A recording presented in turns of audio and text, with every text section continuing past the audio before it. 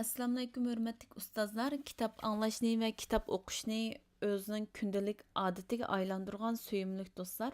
Keşkinlər xeyirlik bolsun. Erkinsizlik yazmaları 7-ci qism Turmuşның mühim saatları və savaqları degan kitabımızның Dadalar bilishga tegishlik mühim ishlar degan qismini o'qib beramiz. Kitap yazğuchi doktor Erkin Sidiq. Kitap o'quvchi İstanbuldan Layla qiz. Kitap o'qilgan kun 2018 12 sentabr çarşamba. Dadalar bilishga tegishlik mühim ishlar 2016 yılı 4 ayının 15 kuni. Biz quyosh, ay və osmonga qarash orqali ikki narsani esimizga sala olamiz. Uning biri vaqtga hurmat qilish. Uning yana biri bo'lsa, bir tamponlashgan hayotni yashash yoki hayotimizning bir tarosini bar bo'lish. Hozir bizda eng kam narsalarning biri tamponliq. Erlarda tamponliq kam. Ayollarda tamponliq kam. Balalarda tamponliq kam. 10 necha yoshlik o'smirlarda tamponliq kam. Er-xotinlarda tamponliq kam. Ata-onalarda tamponliq kam. Korxona egallarida tamponliq kam. Xizmatchilarda tamponliq kam. Qisqasi, kishilarning hammasida tamponliq kam. Har bir odamning o'z oldiga birdan ayrim tarozi bor bo'ldi. Men mazkur yozmada dadalar ustida to'xtalaman. Ya'ni oilaga munosabat va bola tarbiyasida dadalar bilishga tegishli bir qancha muhim ishlarni bayon qilaman. Birinchi, erlar besim ichida yashaydi. Agar siz bir ayolning eri va bir yoki bir qancha bolalarning dadasi bo'lgansiz, sizning ota-onangiz sizdan vaqt talashidi. Apangiz sizdan o'ziga e'tibor berishni va dadangiz sizdan o'ziga vaqt ajratishni istaydi. Ayolingiz sizdan vaqt talab qildi. Balangiz sizdan vaqt talab qildi. Xizmatingiz sizdan vaqt talab qildi. Chiniqish sizdan vaqt talab qildi. Do'stingiz sizdan vaqt talab qildi. O'zingizni normal tutish uchun siz o'zingizmi o'zingizdan vaqt talab qilsiz. Xizmatga berib kelish sizdan vaqt talab qildi. Yangi narsalarni o'rganib xizmatda eng yuqori saviya saqlab menish sizdan vaqt talab qildi. Davomliq o'qish sizdan vaqt talab qildi. Agar biz yuqoridagi har bir talabni bir zanjir deb faraz qilsak, sizni 20 zanjir 20 tarafga tortib sizni vayron qilishga tas qoladi. Bundaq ahvolda siz uchun turmushdagi tamponliqni saqlash intayin og'ir, intayin qiyin. Siz ayolingizga yetarlik vaqt ajrata olmaysiz. Balalaringizga yetarlik vaqt ajrata olmaysiz. Ba'zi ayollar erining o'zi bilan birga bo'lmaganidan xush bo'ldi, ammo ko'pincha ayollar sizni davomli kompyuterning oldida o'tirdi, davomli telefonda so'zlashidi, menga ozroqmi vaqt ajrata olmaydi deb sizdan norozi bo'ldi. Do'stlaringiz sening bizga ajratadigan vaqting yo'q, sen zodi biz bilan birga bo'lmaysan deb sizdan yomonlaydi. Xizmatdan sal baldırroq tushib uyga mangsingiz, boshliqingiz to'liq ishlamading deb sizdan xafa bo'ldi. Mana bu bir er va dadaning taqdiri. Agar siz bir dada bo'lsangiz, sizdan hech kim rozi bo'lmaydi. Siz to'y qilganda shuningdan boshlab ana shundoq yashaydiganga ma'qul bo'lgan bo'lsiz. O'g'limiz to'y qilganda biz mushundoq ishlarning bo'ldiganligini ularga hargiz demaymiz. Ammo yuqoridagi ishlarning hammasini tamponlashtirish sizning mas'uliyatingiz. Agar siz va men shu mas'uliyatni unutilib qolgan bo'lsak, biz osmonga qarab beqishimiz kerak. Ko'pincha vaqtlarda yuqoridagi ishlarni tamponlashtirish bir oson ish emas bo'lib chiqadi.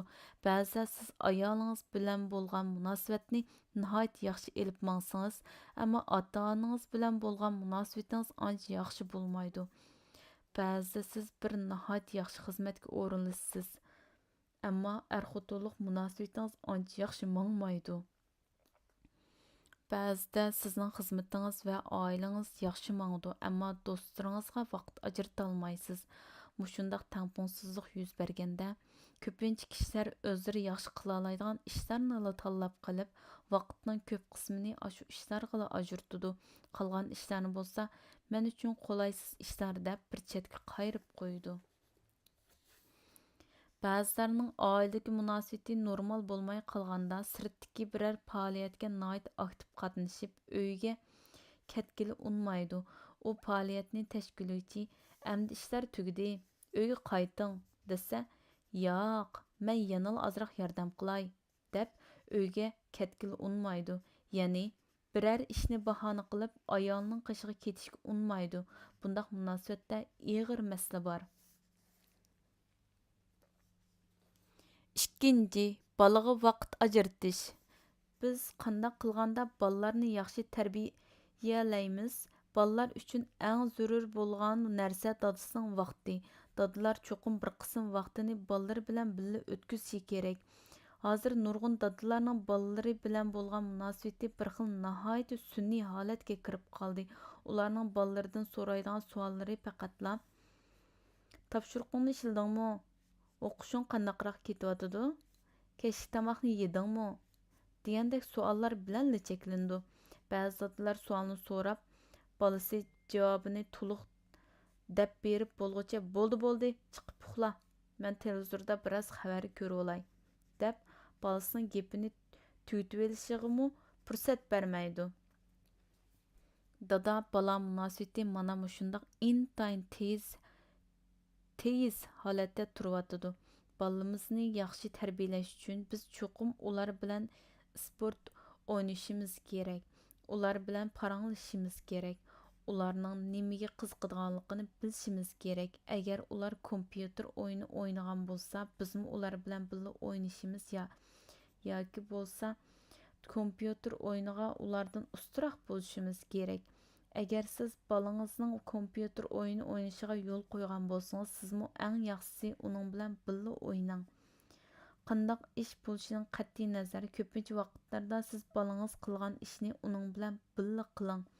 Balangiz qaysi artistni yaxshi ko'rdi, qaysi sportni yaxshi ko'rdi, qaysi bola bilan eng yaxshi do'st bo'lib o'tadi, bu ishlarning hammasini siz nihoyat obdan bilishingiz kerak.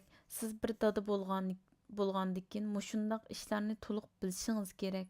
Bu sizning xizmatingiz. Dadalar ballarning gap so'zlarini anglab berishda intayin nachar keladi. Yaratquchimiz erlarni xili ko'p ishlarga ko'ngil bo'lishda ojiz qilib yaratgan bo'lib, kichik ballarning gap so'zlarini anglashga toqati bo'lmas shularning biridir. Üçüncü, kichik qizlar nihoyat ko'p so'zlaydi. Kichik qiz balalar gap qilishga nihoyat amroq keldi. Agar siz bir dada bo'lsangiz, qizingizning gaplarini quloq solib anglashingiz kerak. Ularning gapiga to'liq diqqat qilib, ulardan qisqaroq savollarni so'rab turishingiz kerak. Qizingiz sizga gap qilayotganda, siz boshqa bir ish bilan shug'ullanib, qizingizning gapini anglayotgan qiyofat kirib olsangiz bo'lmaydi. Undaq qilsangiz sunniylik qilgan bo'lsiz, yolg'onchilik qilgan bo'lsiz. Qizlar nihoyat aqlli bo'lib, ular sizning yolg'ondan bir anglayotgan qiyofat kirib olganligingizni osonla bilib qoldi. Dada, bugun maktabda mundaq ishlar bo'ldi. Shundaqmi? Dada, bugun men mundaq bir ishni ko'rdim. Mundaq dang.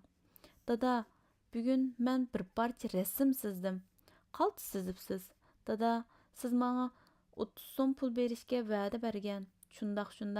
Nima? Men qachon shundaq qilgan? He. 4. Bala kichik vaqtidala ular bilan yaqin munosabat o'rnatish. Uyingizga ballariningiz uxlab bo'lganda kelmang. Uyingizga undaq kech kelmang. Shanba kunlari tush soat 12 bo'lguncha uxlamang. Siz uxlab ballariningiz televizor ko'rmasin. Agar siz balangiz kichik vaqtidala qo'yuq munosabat o'rnatolmayotgansiz, ular 13 yoki 14 yoshga kirganda siz ular bilan bir yaqin munosabat o'rnatolmaysiz. Siz balalarga qiziqmayotgansiz, ularmi sizga qiziqmaydi. Bu siz vujudga keltirmasangiz bo'lmaydigan tamponliqlarning biri. Dada bilan uning qizi o'rtasidagi munosabat texmi shundaq. Bu tamponliq bala kichik vaqtidala amalga oshirilishi kerak.